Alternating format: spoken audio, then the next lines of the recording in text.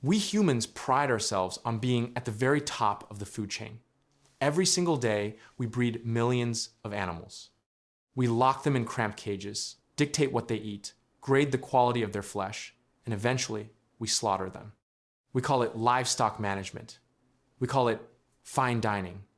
We don't think twice about the piece of meat sitting on our dinner plates.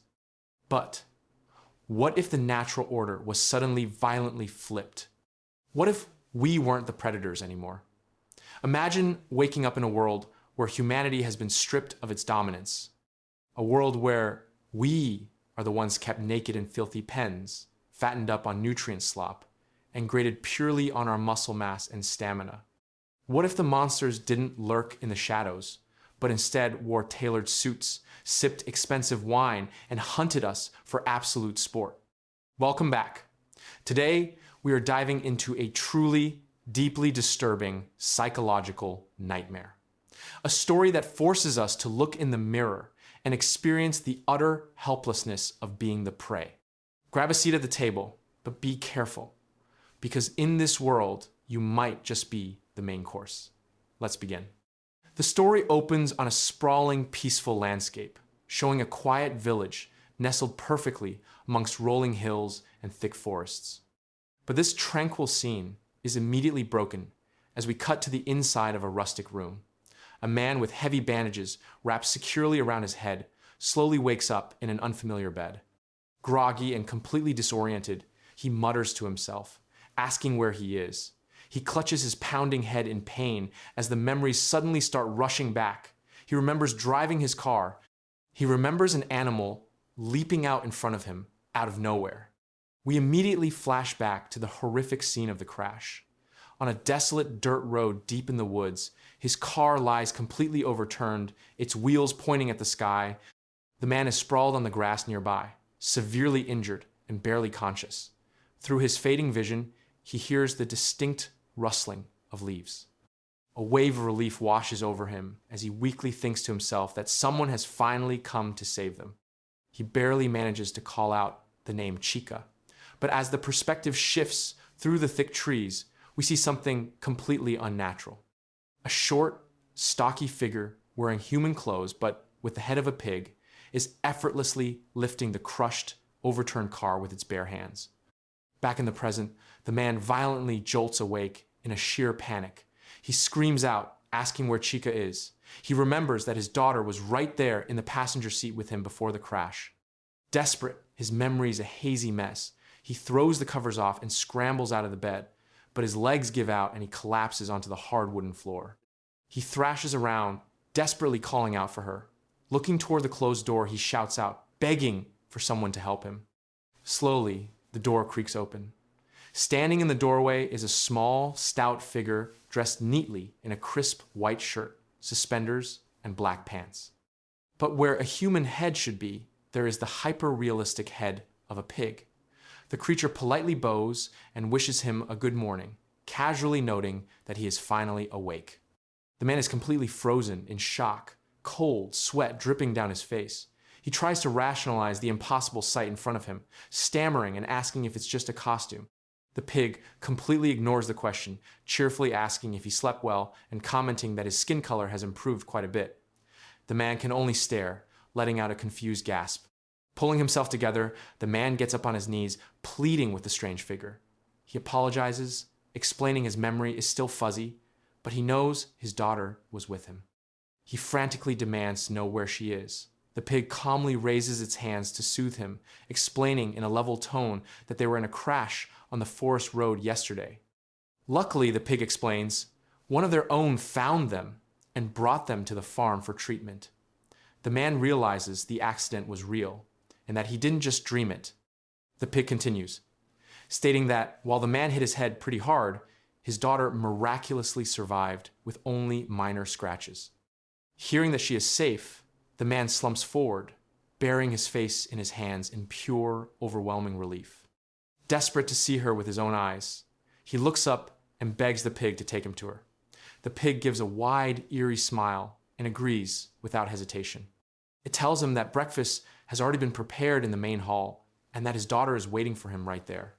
We are then shown the exterior of the building, a massive, grand, old-fashioned estate that looks entirely out of place for a simple farm. The man follows the pig person down a long, shadowy hallway. As he walks, he takes in the architecture, realizing this is an incredibly old and massive mansion. But as he looks at the walls, a deep unease starts to creep back in. The hallway is completely covered in bizarre, unsettling portraits, paintings of animals dressed in human clothing, like a dog in a collar and tie, a deer in a sharp suit, and a rabbit tucked into a human bed. He thinks to himself that it's completely tasteless. Trying to lighten the heavy mood and make sense of the madness, he asks the pig if this place is some kind of costume-themed hotel. The pig just chuckles to itself, finding the idea of it being a costume highly amusing. As they approach a set of grand double doors, the pig coyly asks if the man is enjoying himself. It warns him that if he thinks this is just a costume, what comes next might just knock him right off his feet. The man nervously admits he's definitely been surprised so far. With a heavy thud, the pig pushes open the grand wooden doors, announcing to the room that everyone is finally gathered. The doors open to reveal a massive, opulent dining room. A long, elegant table is completely set for a lavish feast, complete with lit candles and a centerpiece of fruit. But seated in the chairs aren't humans. Surrounding the table is a horrifying menagerie of creatures. There is a wild boar with its arms crossed, a fluffy white dog in a frilly dress, a cow in a suit, a pug, a massive bear, a rabbit, a ram with curling horns, and a goat. Sitting dead center at the head of the table is a majestic, intimidating deer with massive antlers, its hands neatly folded. And in utter, chilling silence, every single one of these fully dressed animals stops what they are doing to turn and stare directly at the man as he enters the room. The man stares at the terrifying assembly of creatures, his mind racing as he looks at the cow, the pug, the rabbit, and the others, trying to convince himself they are just more people in elaborate animal costumes. But before the panic can fully set in, a tiny voice calls out to him. It's Chica. His little girl comes running across the room. Overwhelmed with emotion, the man immediately drops to his knees, tears welling in his eyes as he grabs her by the shoulders, frantically asking if she is okay and if she is hurt. With a bright, innocent smile, Chica tells him she's perfectly fine. She excitedly explains that because he wouldn't wake up, she spent the whole time playing with the animals. Relief washes over him, and he pulls her into a tight embrace, praising her for being a good girl, completely unaware of the menacing gaze of the creatures watching them. While the man affectionately holds his daughter, the animals begin to whisper amongst themselves, their tone unsettling and deeply predatory. The goat and the ram observe him closely, guessing that he is around 30 years old and noting that he at least looks healthy. The fluffy dog in a frilly dress covers her mouth, criticizing him for being a bit on the slender side and complaining that he reeks of cigarettes. The cow and the pug join in, with the pug stating that as long as he has the stamina, it should be fine. The cow simply agrees, noting her only concern is whether he can actually entertain them. Oblivious to this chilling conversation happening right in front of him, the man stands up, holding Chica's hand, and politely begins to thank everyone for saving them. But his words are violently cut short. Without warning, the massive boar appears right behind him, tightly gripping his shoulder. The man gasps in terror as the beast leans its heavy snout right into his neck, loudly and deeply sniffing him. The boar casually comments that the two of them smell alike, holding a glass of wine as it notes that it could tell they were father and daughter just from their scent alone. Sweating and paralyzed with absolute fear, the man listens as the boar adds a disturbing detail that while they smell similar, the child smells sweeter, while the man has a distinctly more bitter scent. Sensing the man's rising terror, the boar pats him heavily on the head, laughing and casually apologizing for scaring him. The tension is temporarily broken when the imposing deer at the head of the table speaks up, sternly telling the boar, whom he calls Hoensa, that his behavior is inappropriate. A few of the other animals, like the rabbit and ram, softly chuckle in the background. The deer then turns its cold, unblinking gaze directly toward the man, and, in a deep, commanding tone, addresses him as their honored guest, insisting that he take a seat at the table. The scene cuts to the man sitting down, acting completely ravenous. He is aggressively eating pieces of meat with his fork, gulping down his wine and tearing into thick slices of what looks like a rich cooked block of meat. He eats voraciously, stuffing bread and meat into his mouth with his bare hands as the animal sits silently and watches every move. The deer calmly observes him, noting that he seems to have taken quite a liking to the finest cuisine their estate has to offer. With his cheeks completely stuffed, the man pauses to apologize, explaining that he was just so incredibly hungry, before adding that the food is genuinely delicious. The deer smiles warmly, telling him that out in the countryside, fine food is the best hospitality they can offer, and urging him to enjoy it to his heart's content. As the man cuts another thick piece of meat, Chica looks up and asks her dad what exactly they are eating. He casually replies that it's probably pork or something similar, offering her a bite and mentioning how perfectly tender it is. Watching him gorge himself, the cow grins widely, commenting on his impressive appetite, while the fluffy dog smiles and calls it an excellent sign of good health. The man even grabs a bottle and starts chugging directly from it, wiping his mouth with a satisfied sigh. The goat, ram, and rabbit stare at him with dark, knowing smiles. Flush with food and drink, the man warmly thanks them for their incredible generosity, admitting he never expected to be treated to such a feast. Setting down his utensils, he brings up his next plan, casually asking how they can get to the nearest town from the estate so he can take his daughter to a doctor, just in case. The boar simply waves off his earlier gratitude, saying they had a great time as well. But the moment the man asks about leaving, the entire dining room falls into a sudden, suffocating silence. He immediately notices the shift in the atmosphere, sweating as he nervously asks if he said something he shouldn't have. Shadows fall over the faces of the goat, ram, and bear as they stare blankly into the distance, completely ignoring his question. Finally, a voice breaks the tension, agreeing that since she is his precious daughter, he absolutely should have her checked by a doctor. The deer at the head of the table then spreads its arms, suggesting that since fate has brought them together, they should first take a tour of their proud farm before leaving. The deer gives a closed-eye smile, insisting that he is sure they will enjoy it. Chica immediately begs her dad to let them stay just a little longer so she can keep playing. Unable to say no to his excited daughter, the man reluctantly agrees. Soon after, they are walking down the estate's long, portrait-lined hallway, led by Levick, the small boy in the pig costume. The man frustratedly asks Levick if they can't just call a taxi since the bus isn't coming. Levick formally apologizes, claiming there is no cell service anywhere in the area, meaning they can't make any calls. The man sighs, muttering that if they just gave him his phone back, he could easily do it himself. As they walk, Chica looks over at Levick and asks him how old he is. Levick stops, putting a finger to his chin, and bizarrely states that he has never really thought about it. The man watches in complete disbelief, but Chica confidently deduces that since Levick is the exact same size as her, he must be 5 years old too. Levick politely agrees that he supposes he is 5, which makes Chica cheer with excitement that they can be friends. She playfully grabs at Levick's pig ears, marveling at how incredibly real they look. Panic strikes the man again, and he quickly scoops Chica up into his arms, scolding her not to bother him, though she just giggles about how cute he is. The scene ends as Levick approaches a massive, heavy metal door with a heavy turning lock, instructing them to follow him this way. As the heavy metal doors swing open, the man steps inside with Chica in his arms, expecting to see a farm. Instead, he freezes in absolute shock. They are standing inside a massive, dimly lit industrial shed lined with large metal pens, but there are no animals inside these cages. Crowded behind the thick metal bars are naked, filthy, and severely emaciated human beings.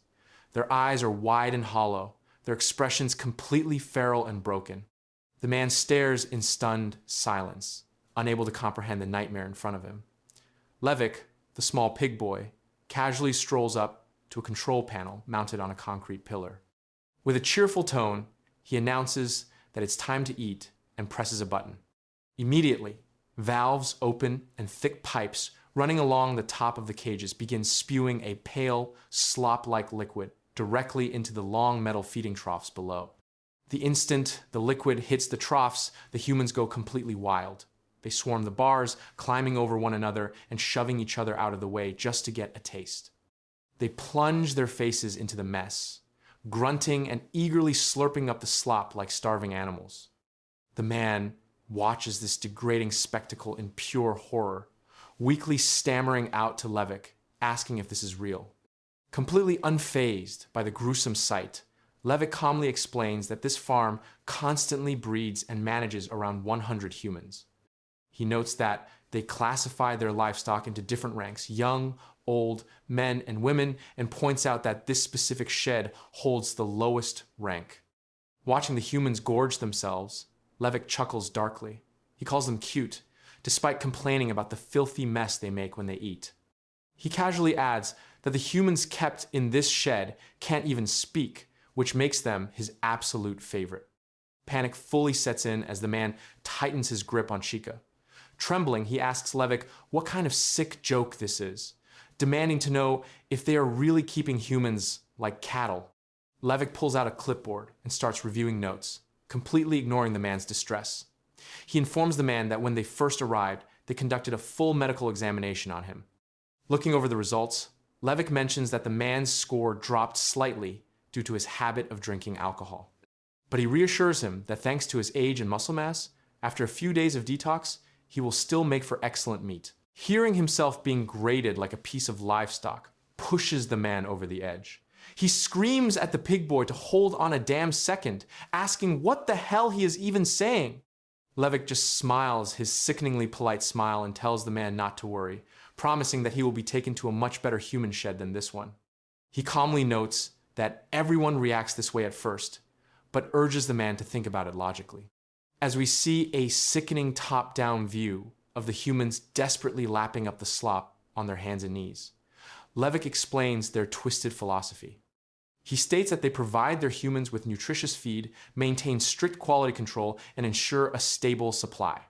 He bluntly declares that their ultimate goal is simply to produce safe, high-quality, delicious meat. The sheer, suffocating weight of reality finally hits the man.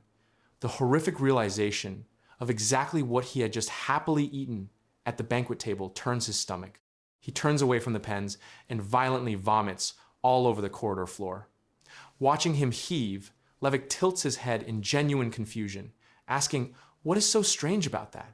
As another pig guard steps into view holding a crackling, heavy-duty stun prod, Levick casually adds that it really is a shame about his companion's meat, though. Hearing this, the man looks up. His face is pale, covered in sweat and vomit, his eyes wide and trembling with mind-shattering terror. The scene suddenly shifts, and the heavy clang of a metal door echoes through the air. The man and Chica have been thrown into a dark, cold, stone dungeon.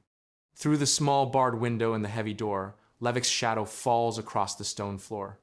He informs them that they will be kept in quarantine here for a few weeks. He explains that if they are proven to be free of disease, they will be allowed to live in a human shed. He politely apologizes for the cramped space, asking them to bear with it before the door is locked tight from the outside. Inside the dim cell, the man sits, slumped against the cold stone wall. He reaches up and slowly pulls the medical bandages off his head, his face buried in his hands in absolute despair. He finally understands the truth. Those weren't costumes. Those were real monsters that merely look like animals. He thinks about the feral humans kept in cages like consumer products, realizing with a sickening dread that they weren't brought here to be kept as pets. They were brought here to be eaten. As he spirals into the darkest depths of hopelessness, a small voice breaks the silence. Chica is sitting next to him, looking down at her lap. Tears stream down her innocent face as she chokes back a sob and weakly apologizes. She cries, telling her dad that this is all happening because she selfishly asked to stay and play a little longer. Seeing his precious daughter crying and blaming herself instantly snaps the man out of his paralyzing fear. He mentally curses himself for losing his nerve when she needs him the most. He remembers the sacred promise he made to his late wife that no matter what, he swore he would always protect Chica. Forcing a brave smile, he reaches out and gently places his hand on her head. He tells her no, this isn't her fault at all. Pulling her close, His eyes harden with a sudden, fierce resolve as he promises her that it's going to be okay and they are going to go home. The scene shifts outdoors to a wide, grassy field where a large open tent has been set up. Levick, the pig boy, walks up to the tent and addresses the towering deer, calling him Sir Ernest, and states that he believes it is time. Inside the tent, Sir Ernest is sitting at a table, calmly loading a double-barreled shotgun. As smoke wafts from the gun's barrel, the deer asks if everything has gone according to plan. Levick confirms without hesitation, proudly stating that he made sure their guests were completely terrified and intentionally left their cell door unlocked. Pleased with this twisted game, Ernest praises Levick for a job well done. Ernest then stands up, holding his shotgun, and spreads his arms wide to address a gathered crowd of the animal-headed figures. The bear, goat, ram, and wolves stand ready, all armed with hunting rifles and wearing outdoor clothes. Ernest apologizes for the wait and declares that the hunt begins now, telling everyone to enjoy themselves to the fullest. With heavy footsteps, the armed animals march out into the tall grass, fully equipped for a hunting party. The perspective shifts back to the man, who's desperately leaping down a steep drop in the dense forest with Chica held tightly in his arms.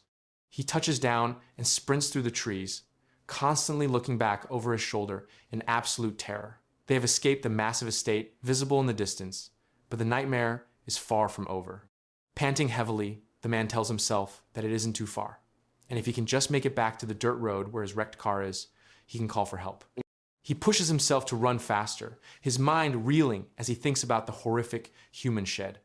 He realizes he has to get back to town and warn others, screaming internally in disbelief that humans are actually being treated like livestock. Suddenly, he hears a rustle and snaps his head around, terrified that they've been found. But as he looks up ahead, a young man with messy hair and ragged clothes waves at them cheerfully from the bushes, asking if he is okay. Relief instantly floods the father's face. He rushes toward the stranger, thanking God that someone is there and begging for help. He frantically tries to explain that they just escaped from monsters with animal heads. But the young man just looks confused, asking what they escaped from. As the father gets closer, his words die in his throat. He notices a thick, heavy leather dog collar strapped tightly around the young man's neck.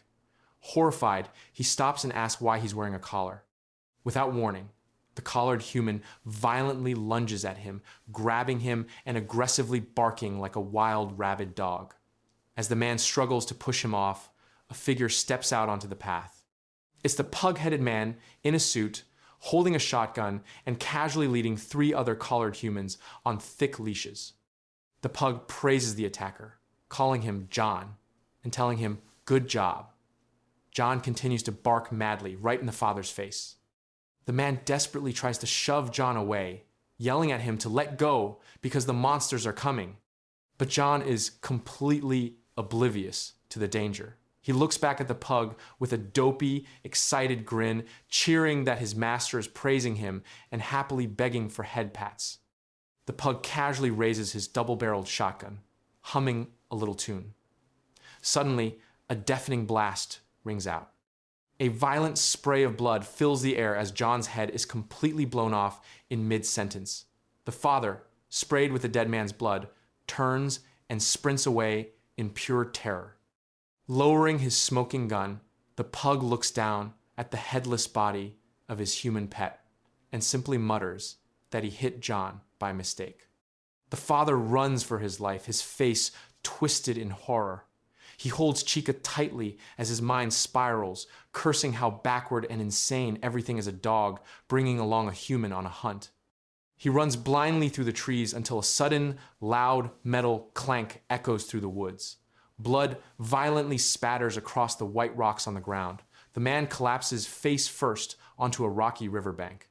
He looks back to see his leg caught tight in the jagged, brutal metal jaws of a massive bear trap. Chica falls nearby, looking at her dad in shock. Agonizing pain washes over the man's face, but he knows they don't have time. He urgently calls out to Chica, telling her to listen to him.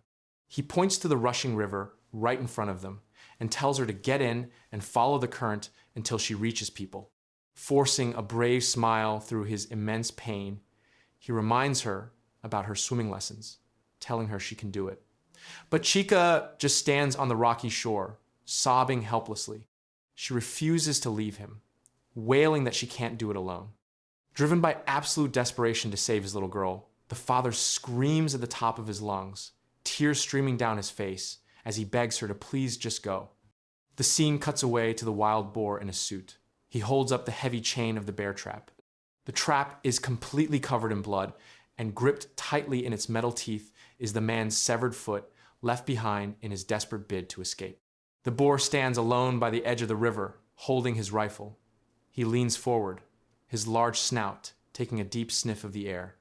Realizing their trail ends at the water, the boar mutters that this is going to be a problem, noting that crossing the river will weaken their scent. The man lies frozen on the rocky shore, desperately trying to silence his own breathing. He's hiding underneath the hollow roots of a massive fallen tree, pressing his hand tightly over his mouth. Just a few feet away, the suited boar stands at the edge of the rushing river, holding its hunting rifle. The boar sniffs the air and notes that the kid's scent stops right at the water. The man listens in sheer terror as the beast ponders whether to wade into the river to give chase. But then, the boar sighs, complaining that it hates the cold and decides it should probably just go back and search with the rest of the hunting party. Just as a sliver of hope begins to form in the man's mind, a massive, hairy hand slams down onto the log right above him. The boar leans its huge snout over the top of the wood, staring directly down at the hiding man with a terrifying, toothy grin. It mocks him, asking if he actually believed it was going to leave. Realizing what the man did, the boar sarcastically notes that he threw himself out here as bait just to save the kid, claiming it brings a tear to its eye. With a violent jerk, the beast grabs the man by the throat and hoists him up into the air, growling that it could smell him reeking of goddamn blood the entire time. Holding the helpless, bleeding man in its tight grip, the boar pauses, pretending to consider the rules. It mutters about what Ernest would say, noting the deer's strict rule against unnecessary cruelty.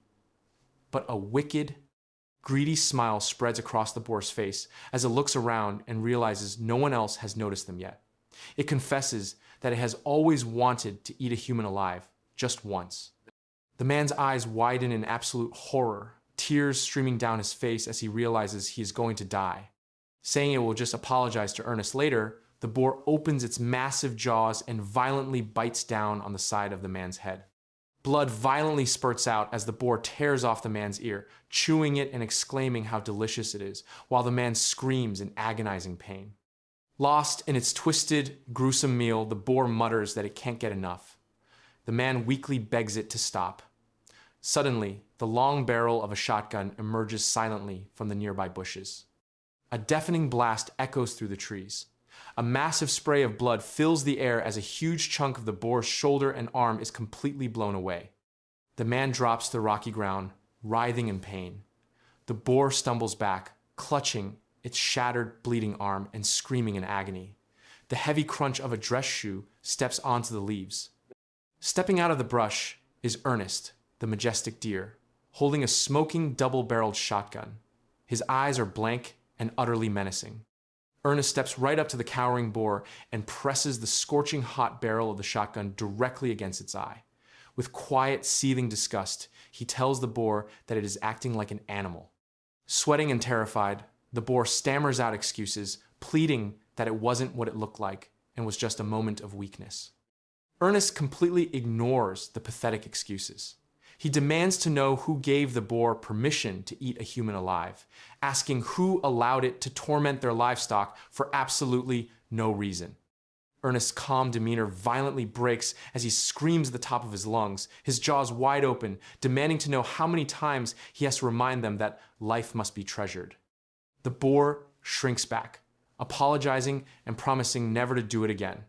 Ernest lowers the gun, stating their twisted philosophy that if they treat humans like trash, they cease to be who they are. He sternly orders the boar to never forget respect and gratitude. With the boar sent away in disgrace, Ernest turns his attention back to the bleeding father on the ground. The deer's terrifying aura suddenly vanishes, replaced by a soft, warm expression. He kneels down beside the trembling man, gently noting that he is bleeding badly. Pulling a clean handkerchief from his jacket, Ernest carefully presses it against the man's torn ear to stop the bleeding, softly apologizing and saying, "This should have never happened." The man is completely stunned by this gentle treatment. He looks up into the deer's wide, warm eyes, his mind racing as he realizes this creature is actually worried about him. Seeing the genuine concern on Ernest's face, the man begins to cry. Believing this monster might actually have a heart, he desperately cries out, begging the deer to please just save his daughter. Ernest looks down at him, offering a reassuring smile and telling him it's all right and that he has nothing to fear. But then, the heavy sound of splashing water breaks the silence. The man's eyes widen and he looks toward the river. Wading out of the rushing water is the massive bear. And gripped tightly in the bear's huge, clawed paw, dangling completely upside down by her ankle, is Chica. Her clothes are completely soaked, and her small body is entirely limp and motionless. The father stares at the lifeless body of his little girl, dangling from the bear's massive grip. His eyes are blown wide, trembling with an indescribable, mind-shattering horror. His mouth hangs open as a guttural, silent scream of absolute despair takes over his bloody, tear-streaked face. The scene abruptly cuts away from the grim riverbank to a bright, pristine, and bustling high-end commercial kitchen. The horrific reality of what is happening sets in as we see the hands of a wolf chef expertly tossing pieces of meat and vegetables in a sizzling frying pan. The perspective pulls back to show the entire massive kitchen, where sheep, pigs, bears, and wolves dressed in crisp white chef uniforms are all diligently cooking, chopping, and stirring pots to prepare the grand feast. Out in the grand dining room, animal waiters, a sheep, and a horse in chef coats are politely setting out clean plates for the seated guests. As they prepare to eat, a chilling, disembodied narration directly addresses the food. It tells the meal that it's all right, and they have nothing to fear. Sitting at the table is the wild boar, his shattered arm now heavily wrapped in a thick sling alongside the fluffy dog and the ram. The voice promises that their lives will not be wasted in the slightest. Sitting at the head of the table, Ernest the deer has his hands neatly folded together. The table is fully set with wine bottles, lit candles, and perfectly arranged dishes. Ernest stares directly ahead, his chilling words concluding the thought, telling the meal that they will live on within them and finally become their flesh and blood. The horrific centerpiece of the feast is finally revealed. Sitting inside a large silver fruit bowl is the father's decapitated head. His face is pale and entirely lifeless. His eyes have been completely gouged out and replaced with dark black olives or grapes. His mouth has been gruesomely stitched shut with thick black string, and a delicate crown of small woven flowers is wrapped around his blonde hair. The severed head sits atop a bed of sliced cheeses, meats, and fresh fruit. The surrounding panels show the monstrous guests, the boar, the rabbit, the ram, a donkey, the fluffy dog, and the cow, all happily devouring the food, drinking wine, and wiping their mouths in complete, blissful satisfaction. Ernest holds up his wine glass, taking a sip as the other animals eagerly praise him. They cheer that the hunt was incredibly fun, noting that switching things up by hunting a parent and child together was a wonderfully creative twist. They raise their glasses, offering a warm toast to tonight's feast and to Sir Ernest's brilliance. As Ernest politely wipes his mouth with a napkin and simply says he sees the small pig boy, Levick, approaches his side. Levick respectfully reports that 3 new humans have just arrived at the estate. Without missing a beat, Ernest casually instructs him to give their new guests a warm welcome. The chapter ends with a massive, terrifying close-up of Ernest's dark, unblinking animal eye before panning out to a horrific, top-down view of the entire dining table. The father's empty blue shirt and dark pants are laid out flat right across the center of the table, arranged perfectly in the shape of a human body. But where his actual body parts should be, the chefs have placed the corresponding cooked dishes. Trays of steaks and sausages sit directly over his chest and stomach. The pate and roasted cuts sit over his legs, and his severed, decorated head rests exactly where it belongs at the top of the collar. The animal's hands reach in with tongs and forks, casually picking the delicious food right out of the clothes of the man they just hunted. The final chilling words float over the grim feast, honoring the human ingredient. And just like that, a father's desperate fight to protect his little girl ends not with a heroic rescue, but as an elaborate centerpiece on a dining room table. The absolute most terrifying aspect of this story isn't the gore, and it isn't the sheer brutality of the hunt. It is the cold, clinical, and polite nature of these animal hosts. They didn't torture the father and daughter out of malice or hatred. To them, it wasn't personal. They were simply harvesting their livestock. They respected the meat, they prepared it with the utmost care, and they gave heartfelt thanks for the meal, doing exactly what we humans do every single day without a second thought. It leaves a sickening psychological weight on your chest when you really strip it all away. Are these creatures actually monsters? Or are they just a perfect, horrifying reflection of us? Let me know what you guys thought of this twisted masterpiece down in the comments. If this story made your skin crawl and you want to see more dark and disturbing dives, make sure to hit that like button and subscribe to the channel. Until next time, be careful what you eat. Sweet nightmares.